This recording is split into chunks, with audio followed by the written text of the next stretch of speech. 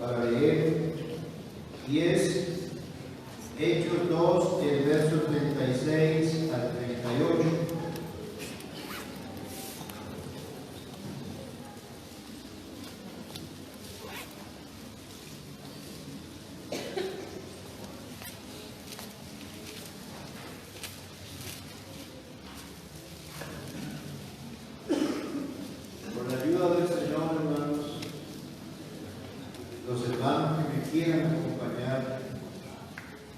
Vamos a luchar y a erradicar el orgullo, porque el orgullo es el que trae chismes, problemas. Porque cuando hay gente humilde, no hay puerta abierta para los chismes y los problemas pueden ser menos que buscándolos. Ya tienen estos versículos, vamos a hacerlo en forma unida. Gloria a Dios. Dice: sepa pues ciertísimamente toda la casa de Israel que a este Jesús a quien vosotros crucificasteis, Dios ha hecho Señor y Cristo. Al oír esto se confundieron de corazón y dijeron a Pedro y los otros apóstoles: varones hermanos, ¿qué haremos? Pedro les dijo: arrepentiros y bautícese cada uno de vosotros en el nombre de Jesucristo para el perdón de los pecados, y recibiréis el don del Espíritu Santo. Siéntese, hermano, tengan la bondad.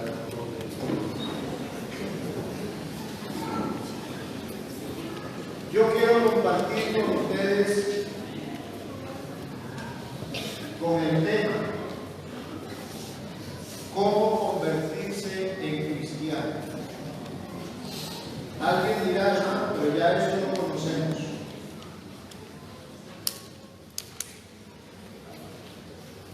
Pero es que algunos presumen ser cristianos, pero no son cristianos. Algunos tratan de ser cristianos, pero no son cristianos. Por eso que quiero, con algunos detalles bíblicos, poder llegar a que podamos nosotros entender claramente cómo uno puede convertirse en ser un cristiano de verdad. Una de las cosas que a mí me preocupa es tanta gente evangélica. Usted va por la calle y habla con cualquiera y le dicen: yo también soy cristiano. Y hay hermanos que por no ser cristianos no tienen discernimiento y confunden una cosa con otra. Hablaba yo con un hermano ya muy antiguo en la iglesia y me extrañó porque me dijo que para él todo el que leía la Biblia era igual para él. Y yo le dije, hermano, con extrañeza le digo: yo pensé que usted era cristiano. ¿Y por qué? Yo soy cristiano. Dice: no, pero que el cristiano es un ser que tiene los oídos ejercitados como el paladar para distinguir el sabor de las comidas. Una persona que tenga buena sazón en su paladar puede comer la misma comida en varios platos, pero con preparación de varias personas que han preparado la comida, y se da cuenta la diferencia que hay de un plato a otro plato. Pero cuando no hay esa diferencia, todo nos parece igual. Y es en el tiempo que estamos viviendo, precisamente cuando la apostasía está tomando auge en las congregaciones del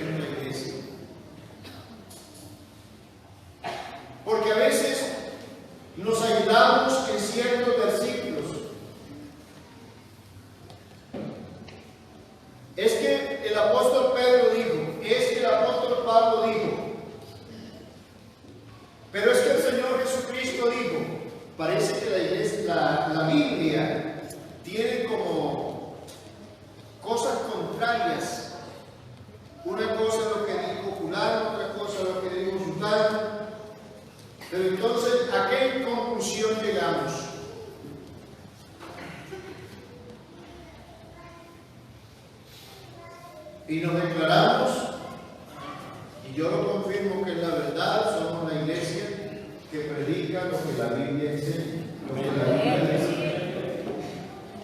¿Por qué si esto es así nos desviamos y nos vamos con argumentos que son argumentos literarios? Tienen alguna razón de ser, pero no son inspirados por Dios. Aunque toda la Biblia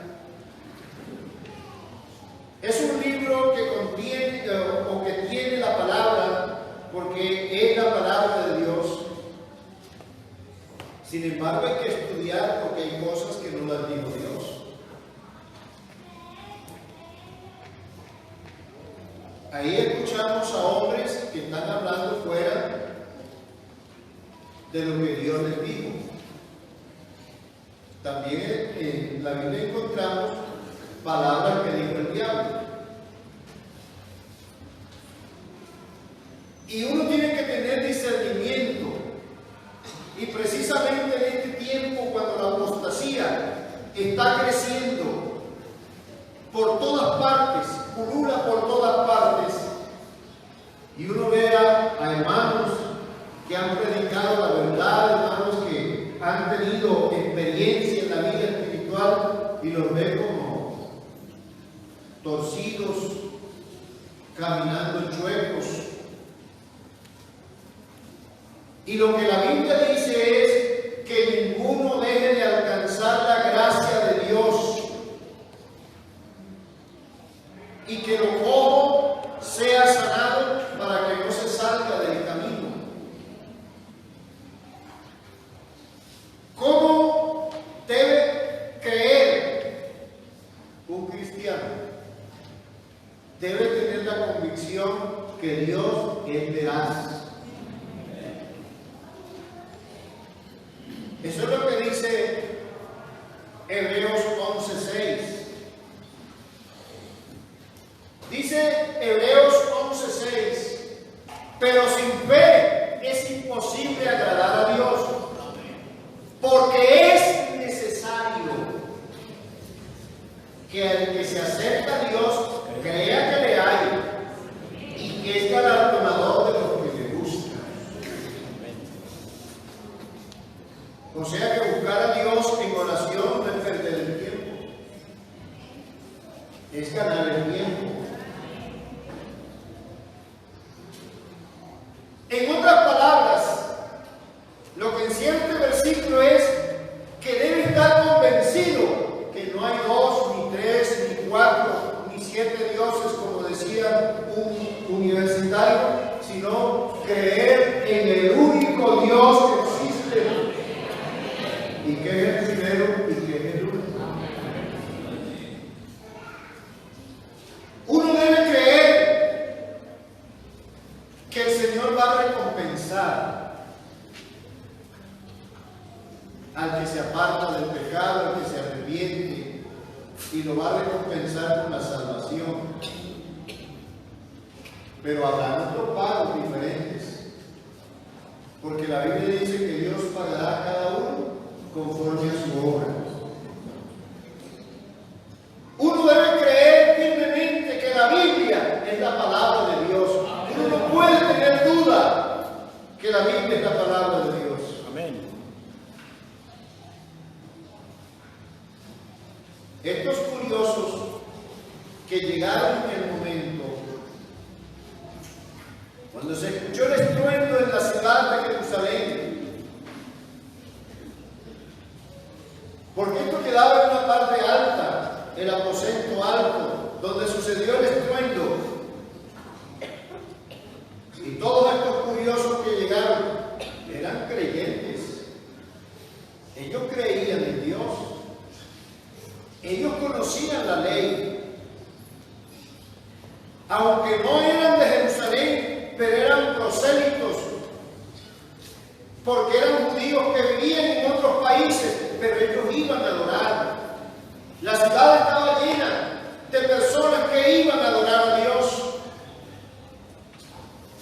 pero no eran cristianos. Ignoraban totalmente Y por eso el Espíritu Santo toma al apóstol Pedro y se dirige directamente a todos los curiosos que llegaron.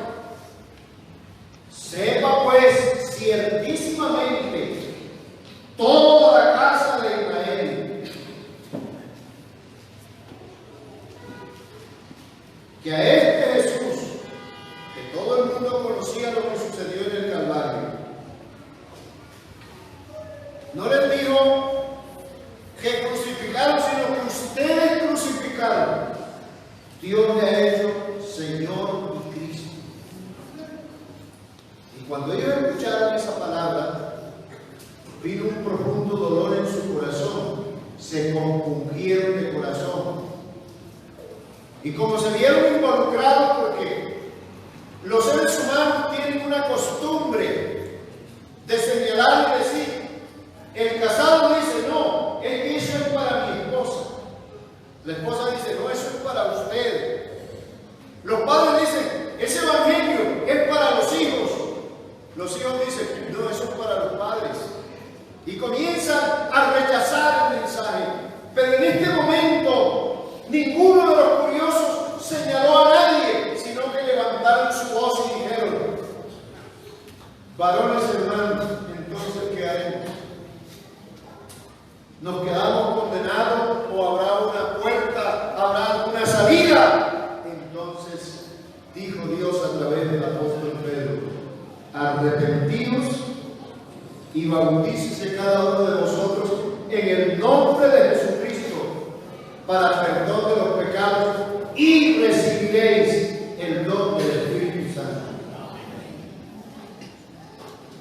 Dicen los religiosos, ese bautismo era para los judíos que no creían en Cristo.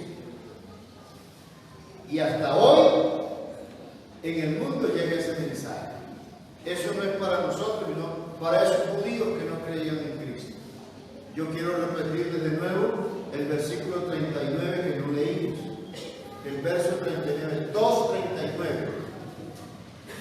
Para que no se nos olvide.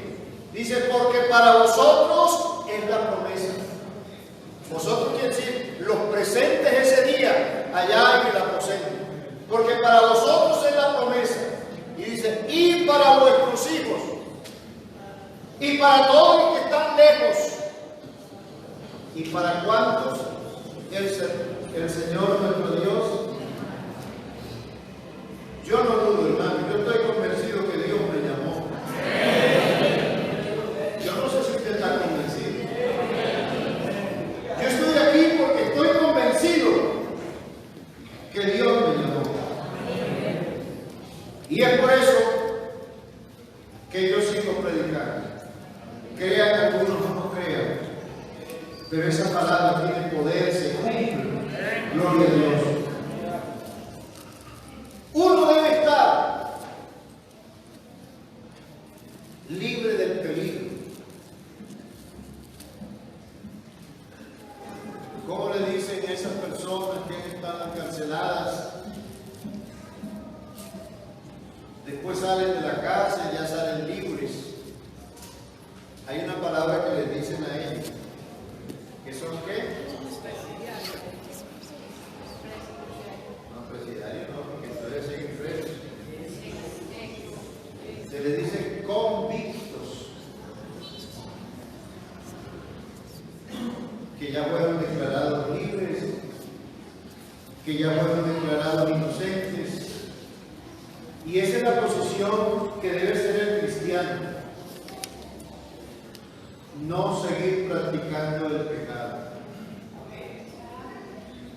Porque cuando uno se arrepiente y es cristiano de verdad, ya no tiene nada que ver con el pecado.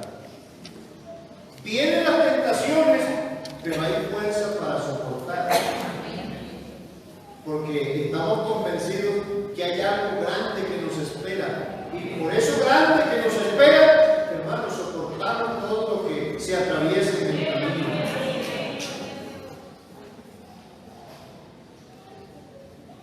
Una de las cosas es que uno debe estar convencido por Dios.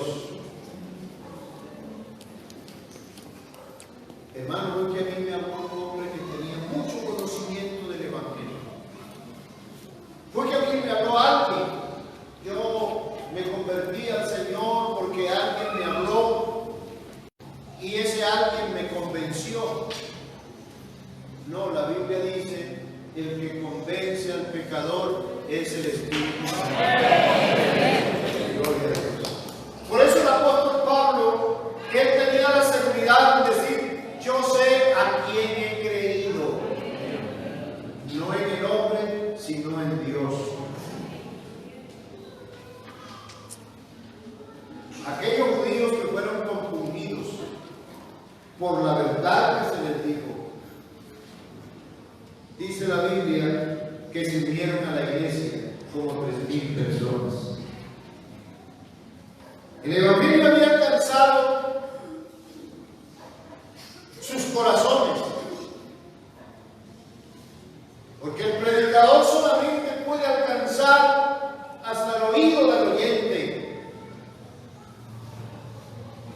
pero el poder del Evangelio a través del Espíritu Santo llega al corazón y nos hace responsables de esa verdad. Dios les había dado a ellos del Evangelio a través de su Espíritu,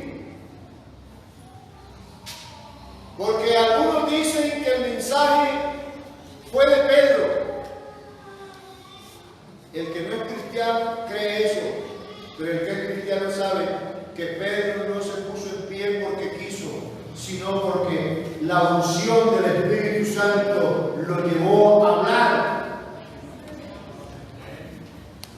ya que había venido de una prueba terrible haber negado al Señor. Pero ahora ya no tiene miedo. Primero quería estar con él, pero se escondía. Pero ahora Pedro abiertamente, no importa lo que suceda. Y de ahí ellos empiezan una vida diferente. Los llevaban aún a la cárcel, al concilio, a avergonzarlos, hasta ponerlos en aprieto y decir: no sigan hablando más en ese nombre. Y él dijo: es menester obedecer a Dios antes que a los hombres. Gloria a Dios. Es una seguridad maravillosa. Hubo una palabra que se sigue anunciando y se predica, la palabra arrepentimiento. Para una persona convertirse en cristiano, tiene que pasar por un verdadero arrepentimiento. El arrepentimiento no es algo que la persona se inventa o porque en el momento sintió un dolor, o lo que dice literalmente el diccionario, que arrepentimiento es un dolor que uno siente por haber hecho algo o haber dejado de hacer algo. No, el arrepentimiento que habla la Biblia es: deje el impío su camino y el hombre inicuo sus pensamientos y vuélvase a Dios. Amén. Eso es un cambio total. Y a veces decimos que hay personas que tienen que arrepentirse más porque son más pecadores que uno. Eso es lo que busca el ser humano. Yo quiero que miremos lo que dice Lucas 13, verso 1. Hay dos puntos importantes que dicen: en este mismo tiempo estaban allí algunos que contaban acerca de los galileos cuya sangre Pilato había mezclado con los sacrificios de ellos. Algo terrible sucedió. Respondiendo Jesús les dijo: ¿pensáis que estos galileos, porque padecieron tales cosas, eran más pecadores que todos los galileos? Os digo no. Antes, si no os arrepentís, todos pereceréis igualmente. Otro ejemplo: o aquellos 18 sobre los cuales cayó la torre en Siloé y los mató, ¿pensáis que eran más pecadores o más culpables que todos los hombres que habitaban en Jerusalén? Os digo no. Antes, si no os arrepentís, todos pereceréis igualmente. Así que aquí el esposo no puede acusar a la esposa, ni la esposa al esposo, porque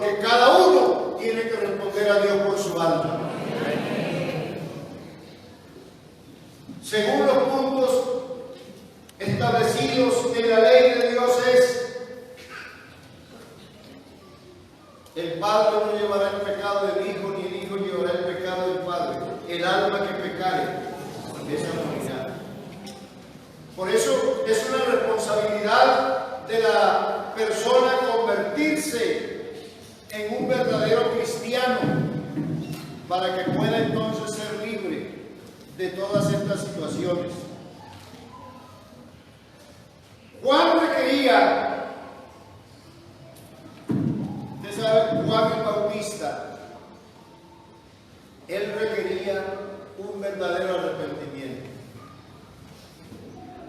Porque hacía por lo menos 400 años que en la tierra no se predicaba la palabra, no se enseñaba, no se hablaba de Dios.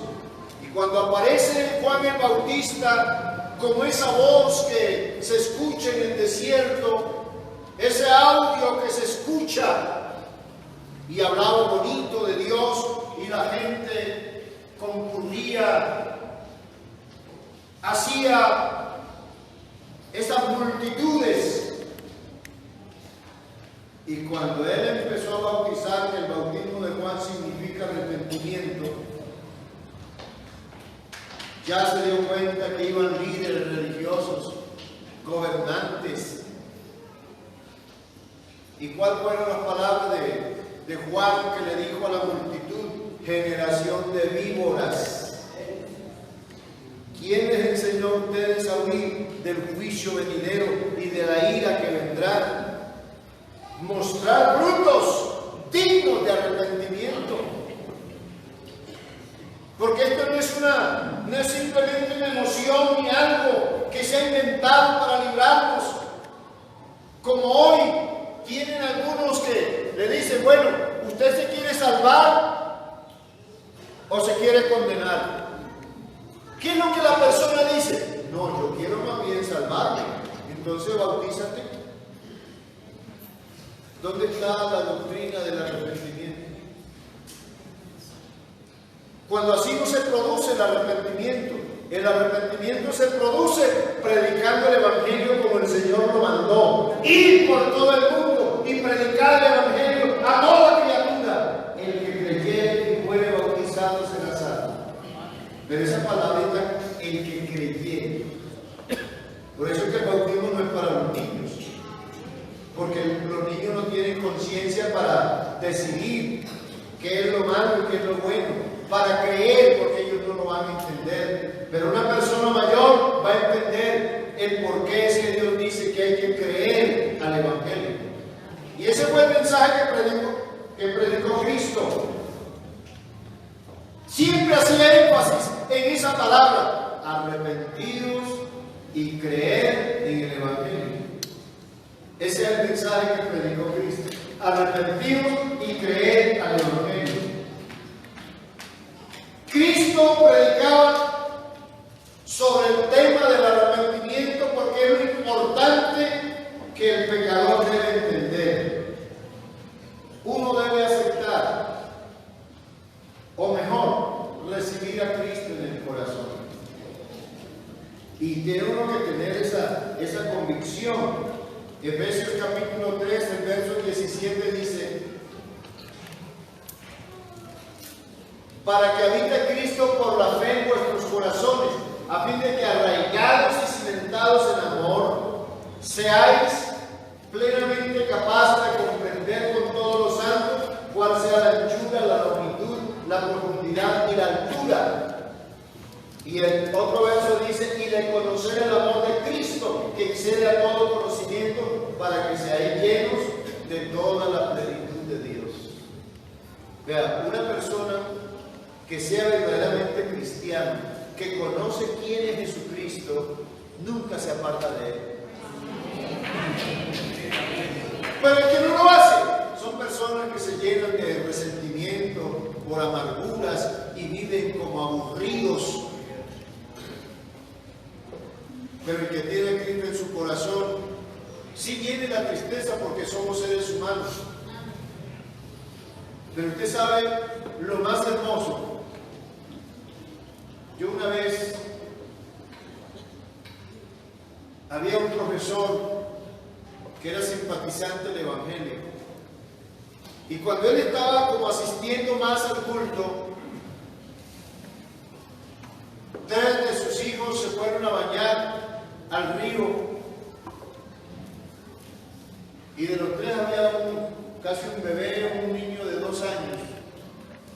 Los otros se entretenían jugando allá con la arena, mientras que el niño de 2 años se fue metiendo al agua y se lo llevó la corriente, se ahogó el niño. Y comenzó a la gente a decir, claro, por ese tal evangelio, vea la desgracia que ha venido a esa familia por esos evangélicos. Y comienza, hermano, era una situación bastante oscura, tenebrosa. Y yo de esa manera fui y lo visité en esa situación. 3 días. Yo estuve con él 2 días a la orilla del río. De pronto, cuando veíamos que habían palos, cosas, ramas enredadas, nos metíamos por debajo a ver si de pronto tocábamos el cuerpecito de alguna manera. Y a los 3 días ya el hombre estaba fatigado, triste, con una tristeza tan profunda que ya casi no veía de la tristeza. Y yo no sé, hermano, Dios me dio unas palabras en ese momento. No fue que me las rebusqué, sino Dios me dio esas palabras.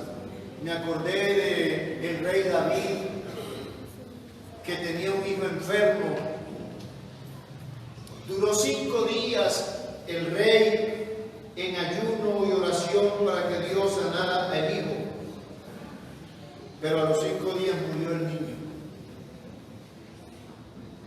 ¿Y cuáles fueron las palabras que consolaron al rey? Dice, el niño ya se fue, él no viene a ti, mas tú puedes ir a él.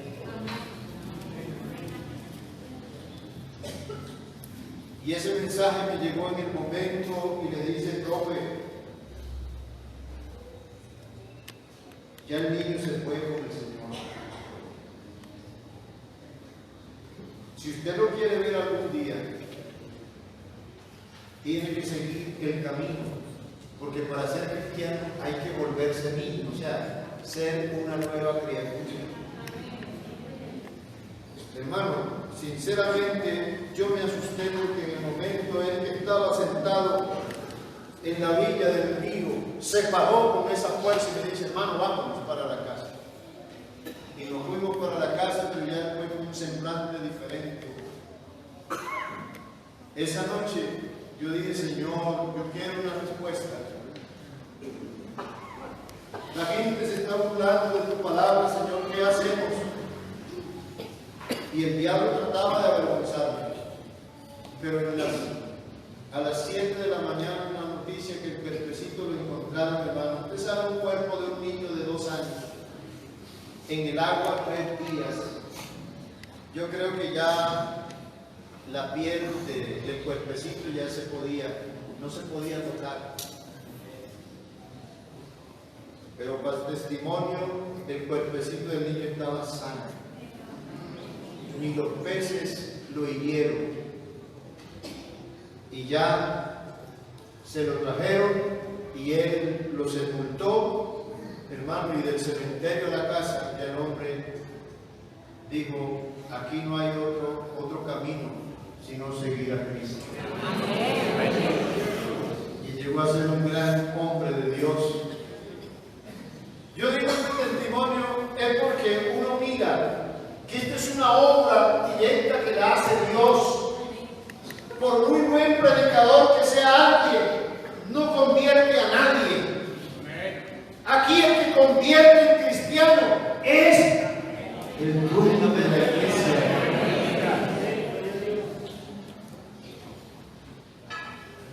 Y me llama la atención, por medio de la fe debemos recibir a Cristo. Si un amigo le ofrece un regalo, no debería recibirlo. Pero primero tiene que aceptarlo, para que hagamos diferencia entre aceptar y recibir. Una cosa, aceptar es estar de acuerdo, pero no se recibe. Pero lo más importante es recibir. y la salvación es un regalo de Dios. No hay que aceptarla, sino recibirla. La parte de Dios en nuestra redención es proveer la expiación. ¿Qué es la expiación o la redención?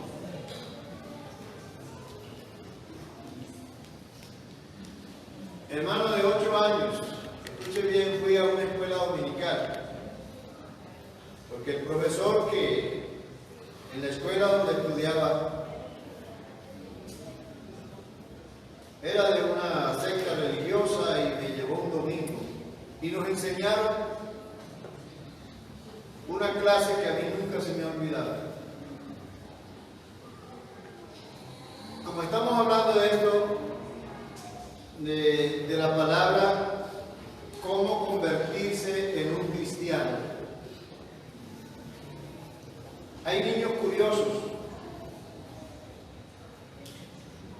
que ellos, cuando le dan un regalo o un carrito, cualquiera que sea, ellos lo desbaratan para saber qué es lo que quieren. A los padres no les gusta eso, pero hay niños que tienen esa inteligencia para saber qué es lo que quieren. Yo tengo un cuñado que él desde niño era así, todo lo desbarataba y él armaba algo, hacía lámparas y una cantidad de cosas, y uno admira como el talento de esas personas. Entonces un niño hizo un barquito muy bonito, lo hizo de cartón, con madera, le puso brea, lo pintó, algo curioso, y él se fue al río. Cuando llega a la orilla del río, coloca el barquito en la corriente y él se quedó leyendo, viendo cómo la corriente se llevaba el barco. Cuando él viene a percatarse, ya iba lejos. No lo pudo rescatar. Cuando de la parte de abajo, por el río, había un municipio grande donde la gente iba del campo a mercar y volvía. Entonces el padre de familia dijo: vamos a ir al pueblo para comprarle la ropita a los niños. Bueno, la esposa contenta y se llevó al que había hecho el barquito. Y de pronto, caminando en el pueblo, después que ellos vendieron lo que llevaron a vender, los frutos del campo, pasaron por un almacén donde había un barquito exhibido, como de lujo. No era para vender, sino era de lujo. Y le dice el niño al papá: papi, no importa que yo me quede con la misma ropita, pero lo que vas a gastar comprando ropa, cómprame ese barquito. Y usted sabe, comienzan los padres a convencerlo que eso no era justo, que los otros niños iban a tener ropa nueva y él no iba a tener. Bueno, hubo una conversación, pero no convenció al niño. Ya el papá le dolió, tuvo que hacer unos reajustes, le compró el barco y le compró también la ropa. Y cuando él lo lleva a la casa, comenzó a examinarlo y era el que la había hecho.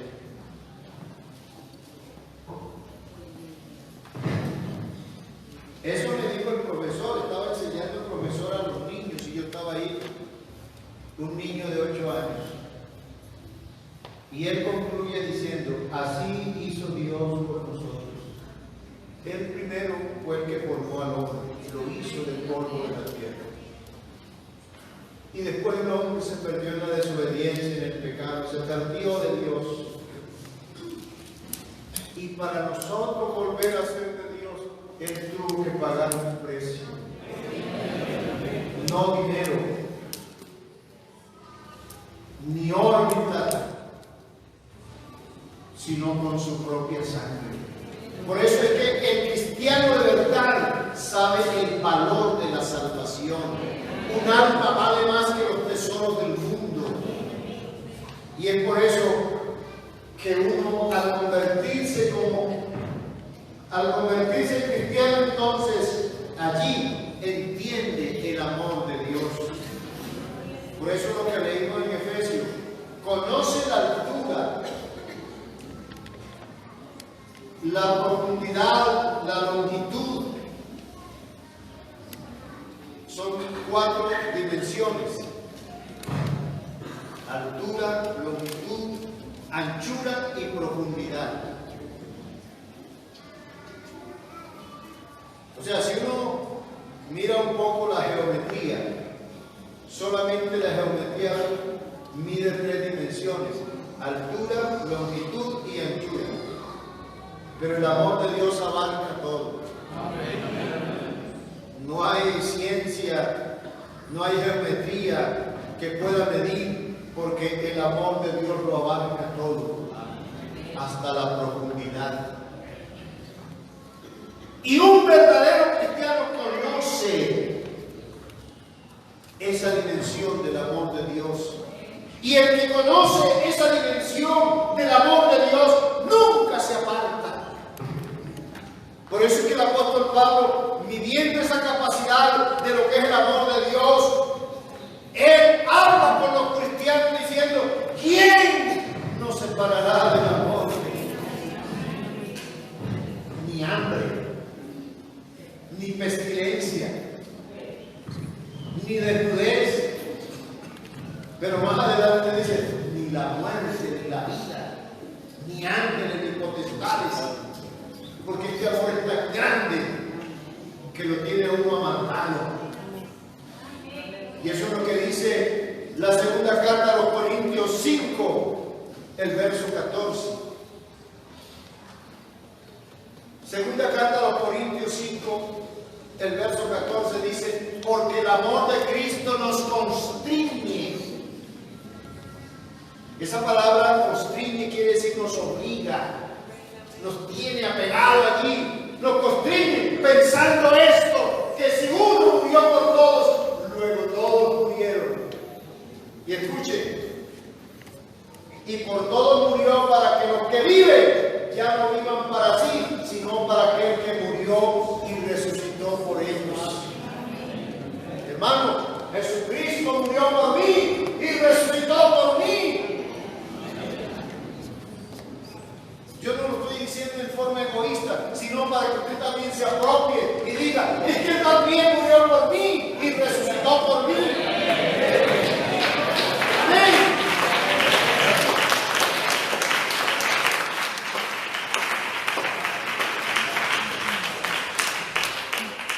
Y ahí es donde el verdadero cristiano aprende a perdonar. Porque en el mundo es difícil perdonar. En el mundo perdonan, pero parece que lo dejan anotado. Cuando me lo vuelvan a hacer, ya no será igual. Y comienzan las personas a poner.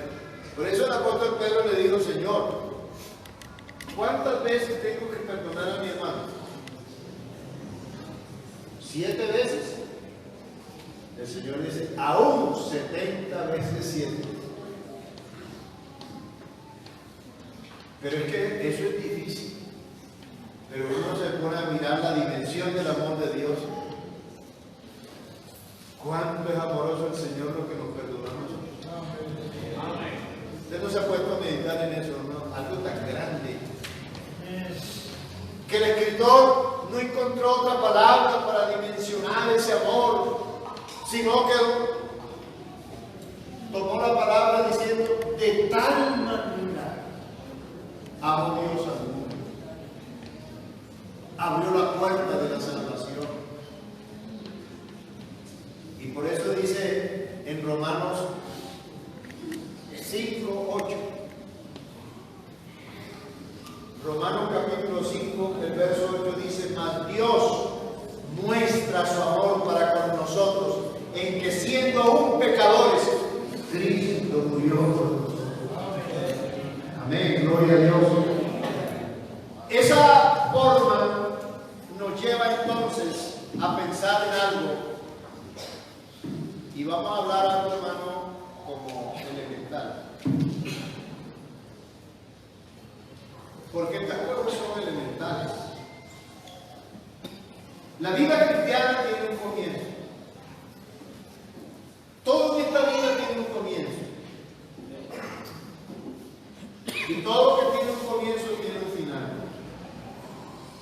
Nadie nace siendo cristiano. Ese es un cuento religioso. Nadie es cristiano. Nadie nace siendo cristiano. Porque a nosotros nos han enseñado que ser cristiano es diferenciar lo que es un animal y una persona. Este es un animal y este es un cristiano.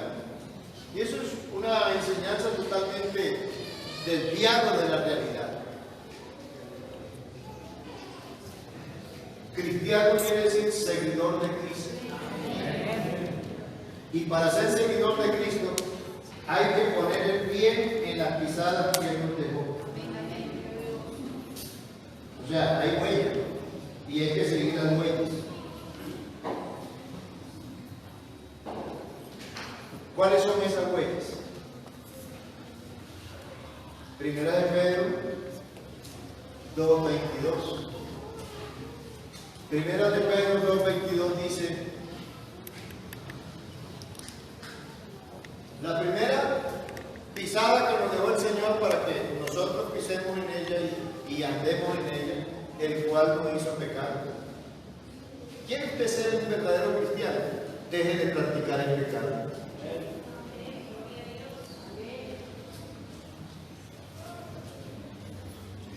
¿Estamos de acuerdo o no estamos de acuerdo? ¿Quiere usted ser un verdadero cristiano? Deje de practicar el pecado. La Biblia dice: toda injusticia es pecado. Lo que usted hace con los hijos, lo que hace con su esposa, lo que hace con su esposo, lo que hace en el trabajo, todas las cosas que no son justas lo llevan a la injusticia. Y si usted es cristiano y está cometiendo injusticia, entonces no está siguiendo al Señor. Porque el que sigue al Señor tiene que ser justo. Porque el cristiano es una persona justa. Segundo, ni se halló engaño en su boca. Nosotros somos felices engañando. Y en los negocios, ahí que sí somos malos en eso. Tiene el hermano un artículo muy bueno, es de segunda, pero está muy bueno. Dice: no, hermano, no eso. ¿Cuánto está pidiendo por eso? No, yo le pido tanto. No, hermano, mire cómo está eso ya como ajado, ya no tiene la brillantez que debe tener y comienza con argumentos. Y el hermano que de pronto tiene la necesidad de vender, yo se debe tanto. No, yo no doy tanto.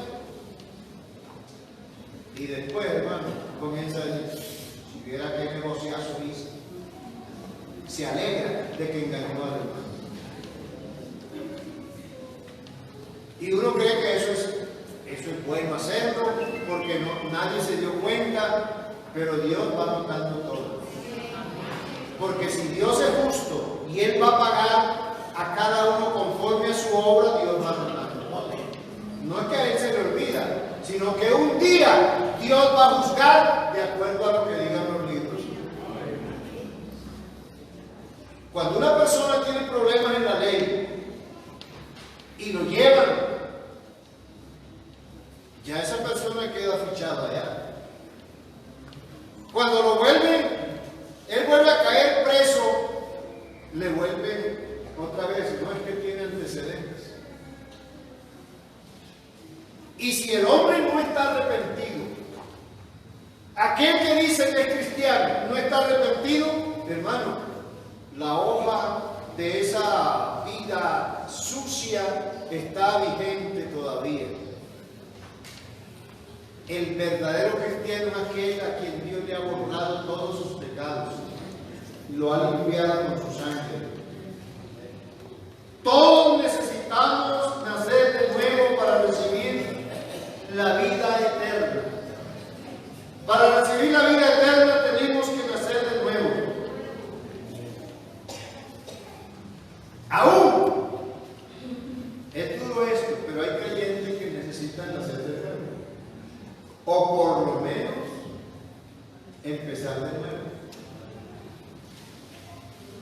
¿Cuántos triunfos tuvo David? ¿Cuántas victorias? ¿Cuántas bendiciones de Dios? Pero se llenó de orgullo, cayó en el pecado, desobedeció a Dios y el hombre quedó vacío. Y por eso el Salmo 51 es la manera como él busca como hacer una renovación en su vida.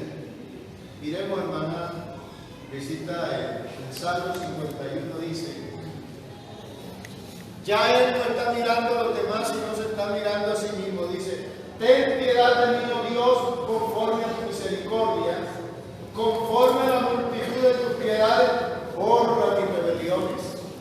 Él se creía que era santo, que él no necesitaba nada. Dice: lávame más y más de mi maldad y límpiame de mi pecado. Aleluya. Porque yo reconozco mis rebeliones y mi pecado está siempre delante de mí.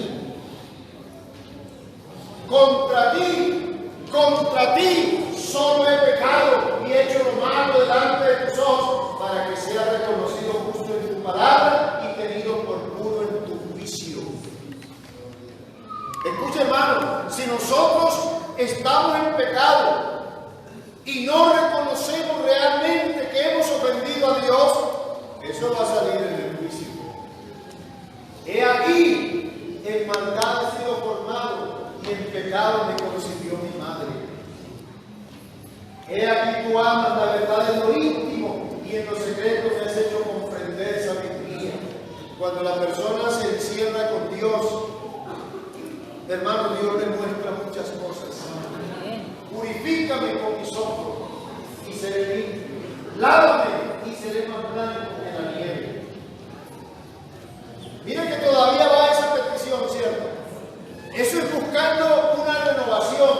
Hazme oír gozo y alegría y se recrearán los huesos que has abatido. Esconde tu rostro de mis pecados y borra todas mis maldades. Crea en mí, oh Dios, un corazón limpio y renueva un espíritu recto dentro de mí.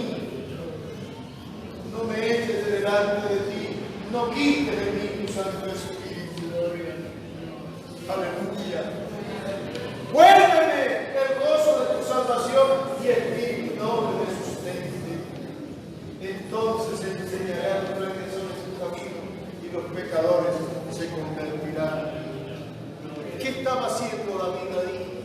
Buscando una renovación, porque había vuelto al pecado, había vuelto a la vida antigua, había vuelto a una vida desagradable delante de Dios.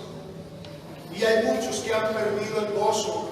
Ese espíritu noble se ha apartado de ellos y están llenos de amargura y no miran sino a los demás con ojos de odio, de rechazo. Pero qué bueno que el Señor haga esa renovación en nuestra vida. Deje que el pasado pase por medio del perdón. Las cosas viejas pasaron, he aquí todas son hechas nuevas.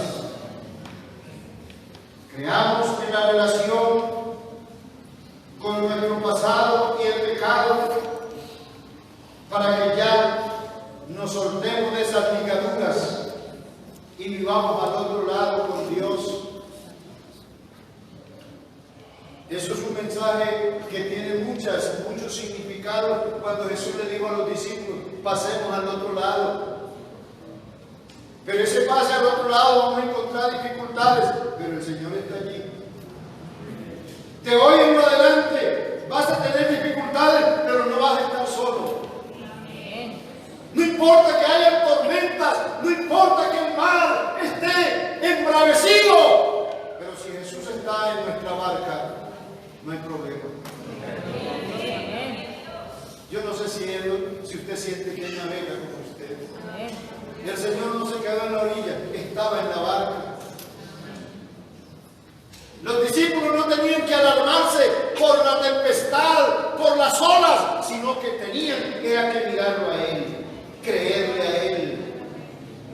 Por eso es que muchos hermanos vienen, hermanos, que muchos problemas, hermanos, que las enfermedades, hermanos, que esto, y comienzan a alabar las enfermedades, los problemas. Dejen de alabar los problemas y las enfermedades y alabe al que puede solucionar los problemas.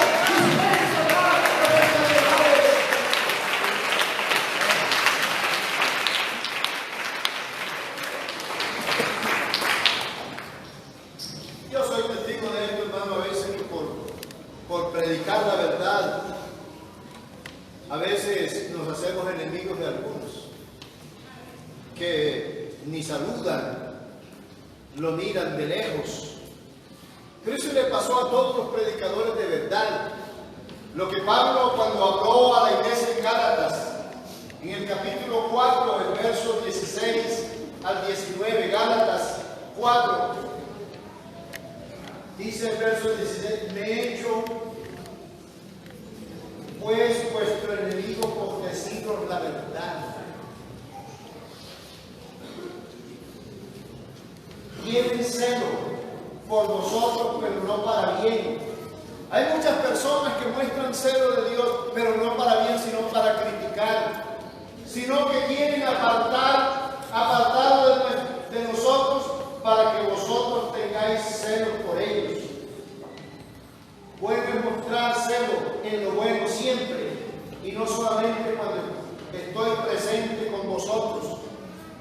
O sea que hay hermanos que necesitan, que para ser buen cristiano tienen que tener vigilantes. Hermano, ¿usted por qué me está acusando de eso?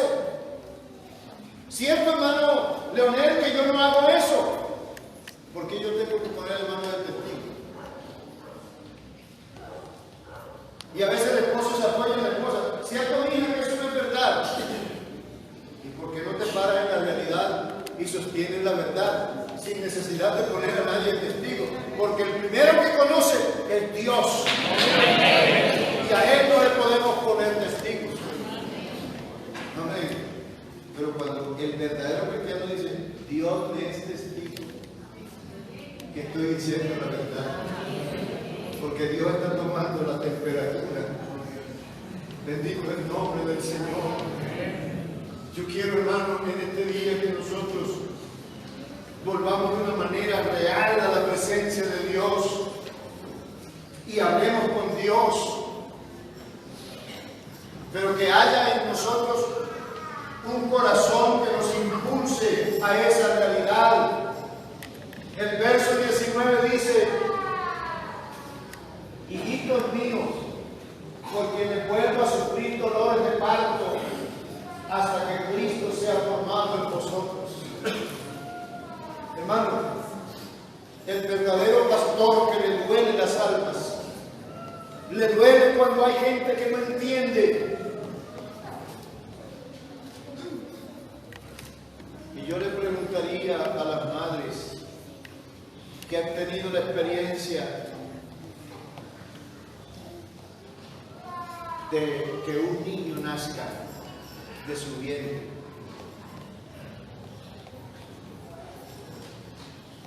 Eso no es fácil. Yo creo que si al hombre le tocara, hubiera sido el primero y nada más, porque ya el cuento se había regado. Pero las mujeres siguen siendo madres, teniendo hijos. Yo no voy aquí, hermano, como a tratar de hacerme la víctima de ustedes de ninguna manera, sino a decirles que el dolor que uno siente cuando una persona no entiende y se va por caminos diferentes, el que realmente ama las almas siente un dolor como cuando una mujer va a dar a luz. Y aquí tenemos muchas testigos que es un dolor muy fuerte. Es más, Dios ha llorado, porque Él nos ama tanto que cuando lo despreciamos, él se siente rechazado. El sacerdote Elí no le importaba lo que hacían los hijos, solamente le decía: hijo, por ahí escucho que ustedes andan mal, que están haciendo cosas que no son buenas. Los hijos llevando mujeres alrededor del templo y teniendo relaciones con las mujeres alrededor del templo. Y allá el papá ofreciendo sacrificio por los hijos, orando, pero no les impedía, no les ponía trancones a ellos para que no pasaran. El papá tiene que estorbarle a los hijos que hagan lo malo. Que ellos miren que el papá no se proporciona para ayudarles a hacer lo malo. A Dios le duele cuando Él nos trata con amor y nosotros hacemos las cosas contrarias. Pero hermanos, déjenme decirle algo.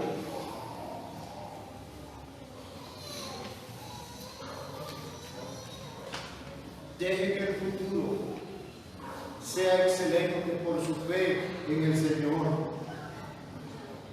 Porque todo esto proviene de Dios. Empecemos mediante la fe en la salvación a incursionar en el camino de los justos, en el camino de los valientes, no en el camino de los cobardes que se dejan vencer de un cigarrillo, de una porción de marihuana, de alcohol, lo que sea, porque los que no tienen a Dios tienen que vivir esclavos de esas cosas. Pero el Señor está invitando: crucemos al otro lado, donde no hay ese problema, esas situaciones, porque si el Señor está con nosotros, hermano, todos los problemas tienen solución. Yo quiero invitar a un valiente en este día, un valiente. No de esos que le tienen miedo a la tentación. No, que yo no voy allá porque puedo caer en pecado. No, usted puede ir donde quiera, pero si el Señor va con usted, no importa el lugar donde usted pase. Amén. Gloria al nombre de Jesús. Usted no querría, hermano, aún no ha terminado el mes de enero, estamos iniciando el año, que su vida sea renovada en el Señor. Que el Señor use la palabra de limpieza en su vida para que no diga más mentira. Porque hay una cantidad de gente que son mentirosos diciendo que son cristianos y no son cristianos, engañando y haciéndole mal a los demás, poniéndole tropiezo a los que realmente quieren seguir el camino del Señor. Y la Biblia dice que el que le ponga tropiezo a uno de estos mis pequeños, es mejor que se cuelgue una piedra de molino al cuello y se tire a lo profundo del mar. Hay esposos que le están estorbando a la esposa, hay esposas que le están estorbando al esposo, hay hijos que le están estorbando a los padres, hay padres que le están estorbando a los hijos. Vamos a romper esos yugos de impedimento y vamos a hacer que Dios haga de nosotros lo que Dios quiere, que seamos un verdadero cristiano. Gloria a Dios. Bendito el nombre de Jesús.